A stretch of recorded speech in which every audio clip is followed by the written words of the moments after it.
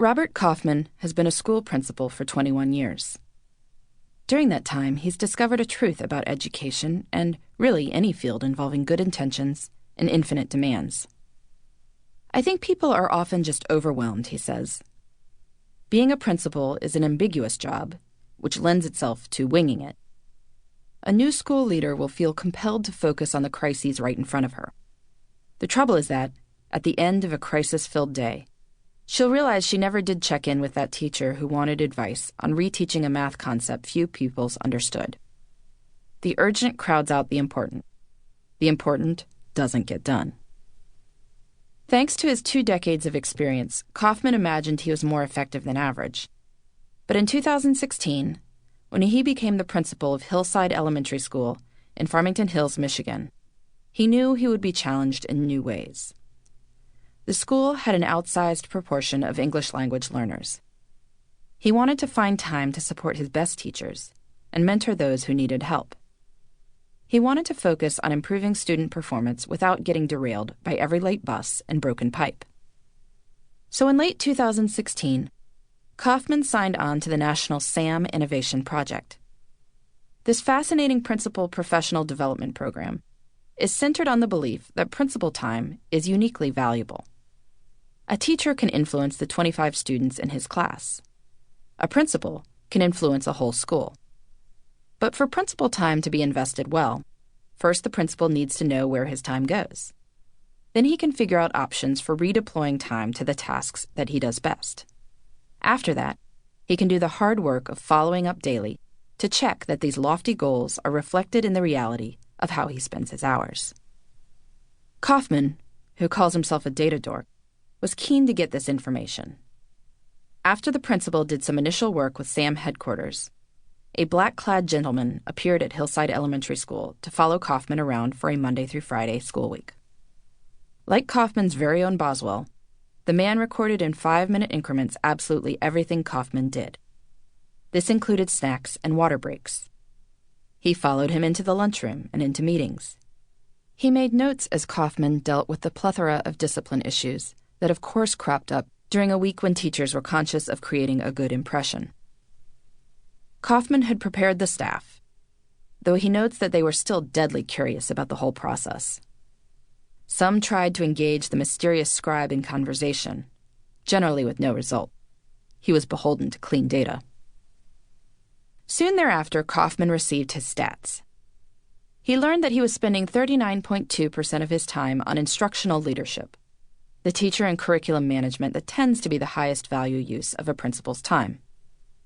That's better than the average principal, who spends about 30% of her time on these matters, but less than Kaufman wanted. Time passes whether or not we think about how we spend it, and this is as true in an elementary school as it is anywhere else. Without active tending, Kaufman's time was easily taken over by the equivalent of weeds, dealing with paperwork that could be managed by other people, constantly answering email, and spending too much time supervising the cafeteria. So, like a landscape designer surveying his plot, he sketched ideas of what he would like his time to look like. He brainstormed ways to be in the classrooms more often.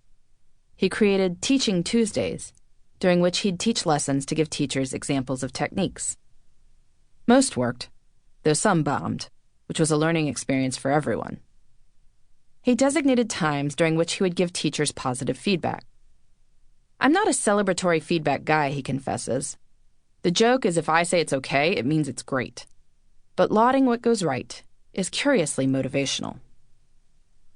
With guidance from SAM headquarters, he aimed to build in 30 minutes a day for personal matters, such as making doctor appointments or calling contractors to get bids on home projects. Without dedicated time, these activities could bleed into the rest of the day and derail other goals. Or else they might not happen, creating work-life stress. More the case for Kaufman. His baseline was a mere 1.4% of time spent on anything remotely personal, including time in the bathroom. He also worked on not scheduling every minute. You want to leave open space in your calendar, he says. That way, whatever comes up, comes up. All this was exciting, but putting 20 minutes on the schedule to give a teacher celebratory feedback is helpful only if you then spend 20 minutes actually doing it. Things come up. Yet here's the reality of those interruptions and setbacks. If the fire alarm goes off during those scheduled 20 minutes, that doesn't change the fact that the feedback was a priority. Using time well means immediately rescheduling that feedback to a time that has been intentionally left open, precisely because things like the fire alarm will happen. During the 6 months after he tracked his time, Kaufman and an employee he designated to be his school administration manager, that's the SAM part of the program, checked in every day to see if his time was spent as it was supposed to be spent. If the previous day had gone off the rails, they tried to understand why. They analyzed what prevented Kaufman from spending time on the things only he could do. I think the single greatest thing of Sam is that a principal is held accountable for his time, he says. His Sam kept nudging him to make time on his schedule to work with a teacher who really needed guidance. They had identified this as a priority, so it was given larger swaths of space than Kaufman might have naturally given it.